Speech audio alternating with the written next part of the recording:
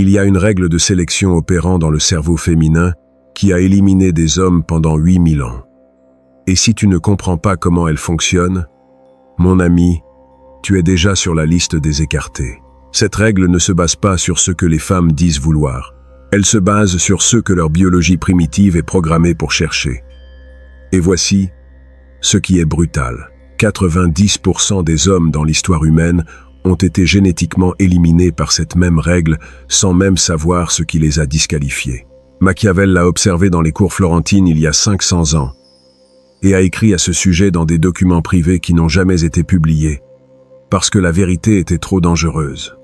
Aujourd'hui, je vais te révéler exactement quelle est cette règle, comment elle opère dans ta vie en ce moment même et les 7 façons spécifiques dont tu peux passer le filtre au lieu d'être éliminé. La plupart des hommes ne savent même pas qu'ils sont en train d'être évalués. Toi, tu vas apprendre à devenir le 1% qui passe le test. Et la 7e façon, enfoiré. Celle-là est si puissante qu'elle peut inverser des années d'être dans la mauvaise catégorie. Mais je dois te la garder pour la fin parce que si tu l'utilises sans dominer les 6 autres d'abord, tu vas seulement confirmer que tu mérites d'être écarté. Alors reste collé, parce que chaque mot de cette vidéo peut être la différence entre être choisi ou être oublié. La première façon de passer le filtre est la plus contre-intuitive, et c'est là que 80% des hommes s'éliminent seuls sans s'en rendre compte. Tu dois démontrer que ta valeur ne dépend pas de sa validation. Et je ne parle pas de feindre l'indifférence. Je parle de construire une vie si solide que tu n'as authentiquement pas besoin qu'aucune femme te confirme ta valeur parce que voici ce que personne ne te dit. Les femmes ont un détecteur biologique de besoins émotionnels qui est incroyablement précis.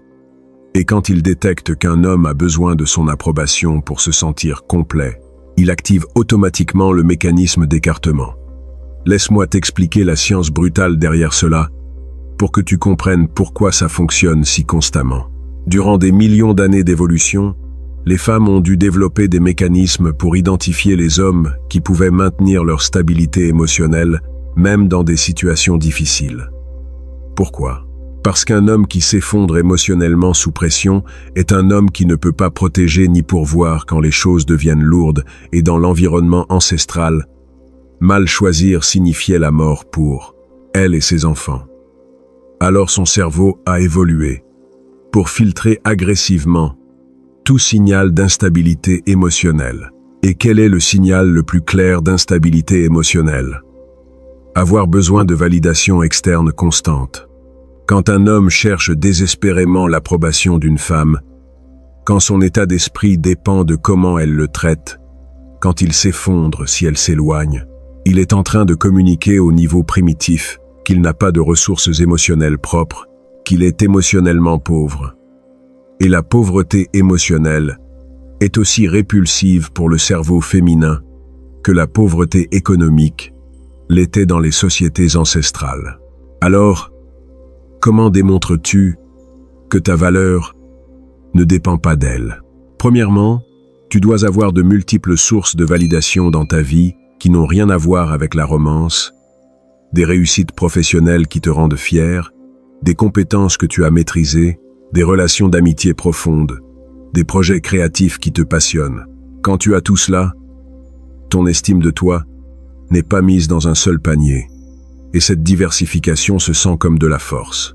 Deuxièmement, ne cherche jamais son approbation avant de prendre des décisions importantes sur ta vie. Les hommes faibles demandent constamment ce qu'elle pense, ce qu'elle préfère, si elle est d'accord avec ses choix. Les hommes forts prennent des décisions basées sur leurs propres valeurs et ensuite invitent la femme à s'y joindre ou non. Cette inversion du flux de pouvoir est magnétique parce qu'elle communique que ta direction existe indépendamment d'elle. Troisièmement, et c'est critique, pratique ce que j'appelle le détachement émotionnel calibré. Il ne s'agit pas d'être froid ou distant. Il s'agit de maintenir ton centre même quand elle est émotionnelle. Quand elle est en colère, toi, tu restes calme. Quand elle est anxieuse, toi, tu transmets de la stabilité. Quand elle teste tes limites avec du drame, toi tu réponds avec clarté sans t'altérer. Chacune de ces interactions est un test, et les hommes qui maintiennent leur cadre passent, Ceux qui s'effondrent dans leur cadre sont éliminés. Quatrièmement, développe ce qu'en psychologie évolutive, on appelle des signaux coûteux de qualité. Ce sont des choses qui requièrent un investissement réel de temps, d'effort, de discipline. Un corps en forme n'est pas quelque chose que tu obtiens facilement. Ça requiert des années de travail constant. Une carrière réussie n'apparaît pas par chance. Elle requiert sacrifice et dévouement. Des compétences de haut niveau dans n'importe quel domaine requièrent une pratique délibérée. Quand elle voit que tu as ces choses, son cerveau calcule inconsciemment. Cet homme a la capacité de soutenir l'effort à long terme. C'est un indicateur de ressources émotionnelles profondes. Cinquièmement, ne réagis jamais émotionnellement quand elle s'éloigne ou crée de la distance. Les hommes nécessiteux poursuivent, appellent 10 fois, envoient des messages désespérés, demandant ce qu'ils ont fait de mal. Les hommes avec une valeur propre se maintiennent dans leur vie, continuent leurs activités et permettent que l'espace fasse son travail parce qu'ils comprennent quelque chose de fondamental. Si ta vie est suffisamment précieuse, elle va vouloir y revenir. Si elle ne l'est pas, la poursuivre confirme seulement qu'elle ne l'était pas. Si tu veux dominer cette mentalité une fois pour toutes, mets un like à cette vidéo et abonne-toi à la chaîne, parce que ce qui vient dans la deuxième façon est encore plus brutal. Et c'est la différence entre les hommes qu'elles utilisent et les hommes pour lesquels elles entrent en compétition. La deuxième façon de passer le filtre est plus sombre et opère si profondément que la plupart des femmes ne peuvent même pas l'articuler consciemment. Tu dois démontrer une capacité de leadership décisif sans besoin de consensus. Et c'est là que ça devient intéressant parce que cela contredit tout ce que la culture moderne t'a enseigné sur les relations égalitaires et la prise de décision partagée. Mais la biologie ne lit pas de manuel de correction politique. La biologie répond à des modèles qui ont fonctionné durant des millions d'années. Machiavel a observé dans les cours que les femmes les plus puissantes, celles qui techniquement avaient tout le pouvoir politique, gravitaient constamment vers des hommes qui pouvaient prendre des décisions sans hésiter. Pas des hommes qui leur demandaient ce qu'elles voulaient faire, des hommes qui décidaient avec conviction et ensuite les invitaient à se joindre à cette direction. Et quand il a écrit là-dessus dans ses notes privées, il a utilisé une phrase qui est dévastatrice. Il a dit que les femmes méprisent secrètement les hommes qui leur livrent le pouvoir de décision parce qu'elles interprètent cette livraison comme de la faiblesse déguisée en respect. Alors, comment démontres-tu un leadership décisif? Premièrement, dans des situations quotidiennes où une décision est requise, prends-la sans demander la permission. Si vous allez sortir et qu'elle demande où, tu dois déjà avoir un plan. Ne lui dis pas « je ne sais pas ». Où veux-tu aller? Dis « on va à cet endroit. Je crois que ça va te plaire. » Et si ça ne lui plaît pas, qu'elle offre une alternative. Mais toi, tu diriges la direction initiale. Ce modèle répété des milliers de fois communique que tu es quelqu'un qui peut prendre le volant quand c'est nécessaire. Deuxièmement, quand il y a un conflit ou un désaccord, maintiens ta position si tu crois réellement qu'elle est correcte. Les hommes qui s'effondrent devant la première résistance et changent leur opinion pour éviter la confrontation sont en train de communiquer que leur cadre est faible. Les hommes qui peuvent dire « Je comprends ton point, mais je vois ça différemment et je vais maintenir ma position » communiquent une force de caractère. Et voici le paradoxe. Souvent, elle va presser plus fort quand tu fais ça. Cette pression est un test. Elle vérifie si ta conviction est réelle ou performative. Si tu maintiens ton terrain avec calme, tu passes. Si tu t'effondres, tu confirmes qu'elle avait raison de douter de toi. Troisièmement, développe ce que j'appelle une vision de long terme articulée. Les hommes sans direction vivent au jour le jour, sans plan clair de là où ils vont.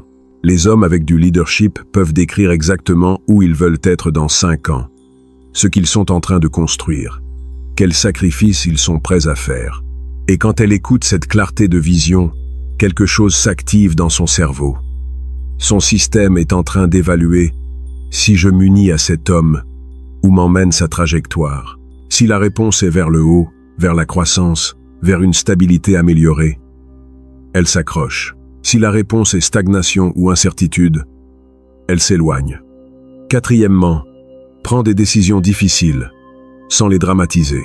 Quand tu as besoin de faire quelque chose qui bénéficie à ta mission, mais qui l'affecte temporairement, comme travailler les week-ends, sur un projet important, ou déménager pour une opportunité professionnelle, ne transforme pas ça en un drame émotionnel, où tu cherches sa permission. Communique-le avec clarté.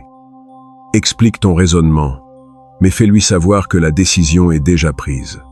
Tu es en train de l'informer, pas de demander l'approbation. Cette distinction est tout. Les leaders informent, les suiveurs demandent la permission. Cinquièmement, n'utilise jamais le silence passif-agressif ou la manipulation émotionnelle pour obtenir ce que tu veux. Ce sont des tactiques de personnes sans pouvoir réel. Le leadership authentique est direct. Si quelque chose te dérange, tu le communiques clairement. Si tu veux quelque chose, tu le demandes ou tu le prends sans détour. Cette transparence d'intention combinée avec la conviction d'action est une combinaison dévastatrice d'attirance parce qu'elle est rare. La plupart des hommes sont soit passifs, soit agressifs. Ceux qui trouvent le juste milieu de leadership assertif sans agression sont ceux qui passent le filtre. Maintenant, allons avec la troisième façon. Et c'est là que nous commençons à entrer dans un territoire qui va en mettre beaucoup mal à l'aise. Tu dois démontrer que tu es en demande. Et je ne parle pas de mentir sur le fait d'avoir des options. Je parle de construire une vie où authentiquement d'autres personnes valorisent ton temps et ton énergie. Parce que le cerveau féminin est constamment en train de faire une évaluation comparative. De tous les hommes disponibles, où s'insère celui-ci dans la hiérarchie? Et l'un des signaux les plus puissants de haute valeur est la demande sociale réelle. La psychologie évolutive a un terme pour ça. Ça s'appelle le copiage de choix de partenaires. Basiquement, les femmes utilisent les évaluations d'autres femmes comme signal de qualité masculine. Si d'autres femmes le veulent, il est probablement bon. Si personne d'autre ne le veut, il y a probablement un défaut caché que moi, je ne vois pas. C'est le même principe qui te fait vouloir un produit quand il y a une file pour l'acheter, mais te méfier du produit que personne n'achète. Alors, comment génères-tu une demande sociale authentique? Premièrement, étends ton cercle social au-delà d'elle. Les hommes qui font d'une femme leur unique contexte social communiquent la pénurie. Les hommes qui ont des amis, des connaissances, des réseaux professionnels, des activités de groupe, communiquent l'abondance. Et quand elles voient que d'autres te cherchent, que ton téléphone sonne, que tu as des plans qui ne l'incluent pas toujours, son cerveau marque des points en ta faveur. Deuxièmement, maintiens des amitiés féminines visibles, mais avec des limites appropriées. C'est un territoire délicat, mais puissant, quand c'est bien fait. Avoir des femmes dans ta vie qui te respectent et apprécient ta compagnie démontre que tu sais entrer en relation avec le genre féminin. Mais les limites claires démontrent la loyauté. Cette combinaison, désirabilité sociale plus intégrité relationnelle, est magnétique, parce qu'elle résout un paradoxe dans son cerveau. Elle veut un homme que d'autres désirent, mais en qui elle peut avoir confiance qu'il ne la trahira pas. Troisièmement, travaille à développer un charisme visible. Et le charisme n'est pas quelque chose avec lequel tu nais. C'est une compétence qui se développe. Apprends à raconter des histoires qui accrochent. Pratique de faire un contact visuel fort. Développe un sens de l'humour qui fasse rire des groupes. Quand elle te voit être le centre d'attention sociale et clairement d'autres personnes, spécialement d'autres femmes, profiter de ta présence, cela active quelque chose de primitif. Son cerveau dit « C'est une ressource rare. Si tu le fais bien, tu dois démontrer une capacité reproductive différée et un contrôle des impulsions. Laisse-moi expliquer ce que cela signifie en termes pratiques, parce que ça sonne technique. Ce que je suis en train de dire, c'est que tu dois démontrer que tu peux retarder la gratification immédiate pour des objectifs de long terme et que tu as la maîtrise sur tes impulsions au lieu d'être contrôlé par elles. Pourquoi est-ce si critique? Parce qu'au niveau évolutif, les femmes avaient besoin d'hommes qui pouvaient faire des sacrifices présents pour des bénéfices futurs. Un homme qui mange toute la nourriture aujourd'hui et ne garde rien pour demain est un mauvais prospect de survie. Un homme qui peut résister aux tentations immédiates pour construire quelque chose de grand à long terme est exactement le type de partenaire qui augmente les probabilités de survie de la descendance. En termes modernes, Cela se traduit par une discipline visible. Quand elle te voit aller à la salle de sport de façon cohérente, même quand tu n'en as pas envie, elle observe le contrôle des impulsions. Quand elle te voit travailler sur un projet difficile au lieu de prendre le chemin facile, elle observe la capacité de retarder la gratification. Quand elle te voit économiser de l'argent au lieu de le dépenser impulsivement, elle observe la planification du futur. Chacun de ces signaux communique que tu es capable d'un investissement parental soutenu, que si tu as des enfants, tu ne vas pas les abandonner quand les choses deviendront difficiles. Et voici la partie qui connecte avec la capacité reproductive.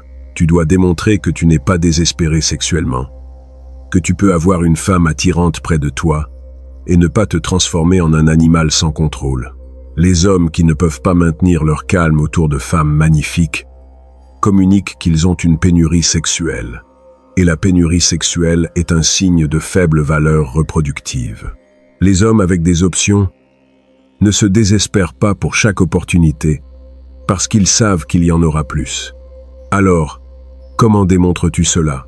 Premièrement, n'accélère jamais physiquement plus vite que ce que la tension sexuelle naturelle dicte.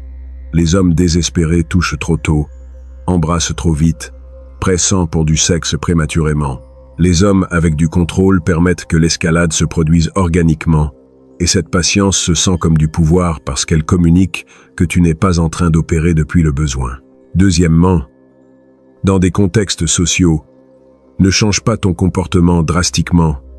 Quand une femme attirante apparaît, les hommes de faible valeur focalisent immédiatement toute leur attention sur la femme nouvelle, ignorent tous les autres, deviennent performatifs.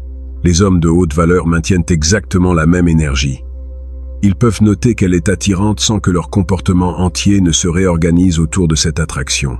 Cette stabilité de cadre est extrêmement attirante parce qu'elle est rare. Dans les commentaires, je veux voir ton opinion sur quelque chose. Qu'est-ce qui passe le filtre féminin le plus efficacement selon ton expérience? A. Un homme qui a complètement réussi professionnellement mais est socialement réservé. Ou B. Un homme avec un succès modéré, mais un charisme social très développé. Écris A ou B et explique rapidement ton raisonnement. Nous allons voir ce qui gagne dans cette vidéo. La sixième façon va sonner contradictoire avec certaines des précédentes, jusqu'à ce que tu comprennes l'équilibre. Tu dois démontrer une capacité de vulnérabilité stratégique. Et attention, je ne suis pas en train de dire que tu te transformes en un livre ouvert émotionnel. Je suis en train de dire que la vulnérabilité au bon moment, depuis une position de force, est dévastatrice de puissance. Mais la plupart des hommes l'utilisent mal. Ils l'utilisent trop tôt, depuis une position de faiblesse, comme un moyen de générer de la pitié ou une connexion artificielle. La vulnérabilité stratégique est différente. C'est quand tu as déjà établi que tu es fort, capable, émotionnellement stable. Et alors tu partages quelque chose de personnel qui montre de la profondeur. Cette révélation depuis une position de pouvoir crée une intimité réelle. Mais si tu l'utilises avant d'établir ta valeur, tu confirmes seulement que tu es faible. C'est timing et contexte. Machiavel a écrit là-dessus en observant comment les leaders les plus efficaces savaient exactement quand montrer de l'humanité et quand maintenir de la distance. Les leaders faibles essayaient de générer de la sympathie constamment. Les leaders forts maintenaient l'autorité, mais occasionnellement laissaient voir quelque chose de personnel qui les rendait humains sans sacrifier le respect. Alors, comment utilises-tu la vulnérabilité stratégiquement? Premièrement, utilise-la seulement après avoir démontré compétence et force cohérentes. Si elle te voit déjà comme quelqu'un de solide, capable, qui a sa vie sous contrôle, alors une révélation de quelque chose avec quoi tu as lutté dans le passé crée de la connexion. Mais si tu n'as pas encore établi ce plancher de force, la même révélation te fait paraître faible. Deuxièmement, quand tu partages quelque chose de vulnérable, fais-le sans chercher son sauvetage émotionnel. Tu n'es pas en train de décharger tes problèmes sur elle, en attendant qu'elle te répare. Tu partages quelque chose que tu as déjà traité, que tu as déjà géré, et tu lui donnes simplement accès à cette partie de ton histoire. Cette différence est critique. L'un communique que tu as besoin d'être sauvé. L'autre communique que tu es suffisamment fort pour t'être sauvé toi-même. Et maintenant nous arrivons à la 7e façon, la plus puissante de toutes, et c'est celle qui sépare véritablement les hommes qui passent le filtre de ceux qui sont éliminés de façon permanente. Tu dois démontrer que tu es sur une trajectoire ascendante soutenue. Il ne s'agit pas d'où tu es maintenant. Il s'agit de vers où tu vas et à quelle vitesse. Parce que le cerveau féminin n'évalue pas seulement ton état actuel. Il évalue ton potentiel futur. Et les hommes sur une trajectoire ascendante activent quelque chose dans son système, qui est de la pure addiction. Voici la science derrière cela. Dans des études de sélection de partenaires, à travers les cultures, un facteur prédit de façon cohérente l'attraction féminine au-dessus de presque tout le reste. Ambition visible combinée avec progrès démontrable. Pas ambition abstraite. Ambition avec preuve de mouvement. Parce que l'ambition seule peut être du fantasme. Mais ambition plus progrès est une prédiction fiable de succès futur. Et depuis une perspective évolutive, cela a un sens parfait. Une femme qui choisit un homme en se basant seulement sur son état actuel parie sur un nombre statique. Mais une femme qui choisit un homme en se basant sur sa trajectoire parie sur une fonction croissante. Et si cette fonction continue de croître, elle finit avec un compagnon de beaucoup plus grande valeur que celui avec qui elle a commencé. C'est un investissement stratégique dans le potentiel. Alors comment démontres-tu une trajectoire ascendante? Premièrement, tu dois avoir des preuves visibles de progrès dans de multiples domaines de ta vie, pas seulement dans un.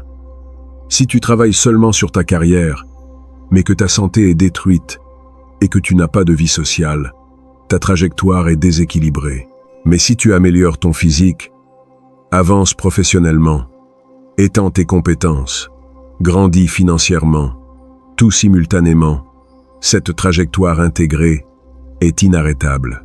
Deuxièmement, communique tes victoires sans arrogance, mais sans fausse modestie.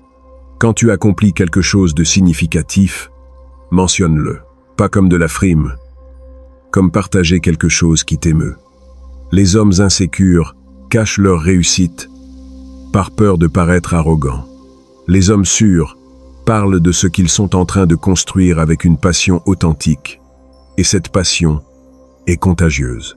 Troisièmement, et c'est le plus important, n'arrête jamais de te pousser. Le jour où elle sent que tu as déjà atteint ton sommet, que tu n'as plus de montagne à escalader, que tu t'es installé, ce jour-là tu commences à perdre son respect, parce que son système est constamment en train d'évaluer. Cet homme continue de grandir, ou il a déjà stagné. La stagnation active des alarmes biologiques qui disent « j'ai mal choisi, j'ai besoin de réévaluer ». Alors, même dans des relations longues, même après des années, tu dois continuer d'avoir des objectifs, continuer de poursuivre des choses, continuer d'être quelqu'un en mouvement, parce que la victoire ascendante n'est pas une destination. C'est un style de vie, et les hommes qui l'internalisent n'ont jamais à s'inquiéter de passer le filtre, parce qu'ils sont constamment en train d'améliorer les standards du filtre lui-même. Maintenant, laisse-moi résumer les 7 façons rapidement. Première, démontre que ta valeur ne dépend pas de sa validation. Deuxième, dirige avec décision sans besoin de consensus. Troisième, génère une demande sociale authentique. Quatrième et cinquième combinés, contrôle des impulsions plus capacité de retarder la gratification. Sixième, vulnérabilité stratégique, depuis une position de force. Et septième, trajectoire ascendante, soutenue dans de multiples domaines. Et maintenant, le disclaimer que tu as besoin d'entendre. Tout ce que je viens de t'enseigner fonctionne parce que c'est basé sur des millions d'années de psychologie évolutive. Mais tu peux l'utiliser de 2 façons. Tu peux l'utiliser pour manipuler et tromper les femmes, en leur faisant croire que tu es quelque chose que tu n'es pas. Ou tu peux l'utiliser comme une carte pour devenir authentiquement cet homme, pour construire la vie, le caractère, la mission qui génère naturellement ces signaux. Ma recommandation est que tu utilises cette connaissance pour te transformer, pas pour feindre. Parce que tu peux hacker le système pour un temps, avec des techniques, mais finalement le masque tombe. En revanche, si tu deviens réellement le type d'homme qui passe ces filtres, parce que tu as authentiquement développé ces qualités, Non seulement tu attires des femmes de calibre supérieur, et tu construis quelque chose de réel, qui dure. Si cette vidéo t'a ouvert les yeux, partage-la avec quelqu'un qui en a besoin. Mets un like, abonne-toi, active la cloche. Et dans la prochaine vidéo, je vais te révéler les 3 mots spécifiques qui font qu'une femme passe de l'intérêt casual à l'obsession totale. Ce sont 3 mots que la plupart des hommes n'utilisent jamais parce qu'ils ont peur du pouvoir qu'ils ont. Mais quand tu les utilises au bon moment, ils changent toute la dynamique. On se voit dans la prochaine vidéo, mon ami. Et rappelle-toi, il ne s'agit pas d'être parfait. Il s'agit d'être inarrêtable. Les hommes parfaits sont ennuyeux. Les hommes en mouvement constant sont irrésistibles.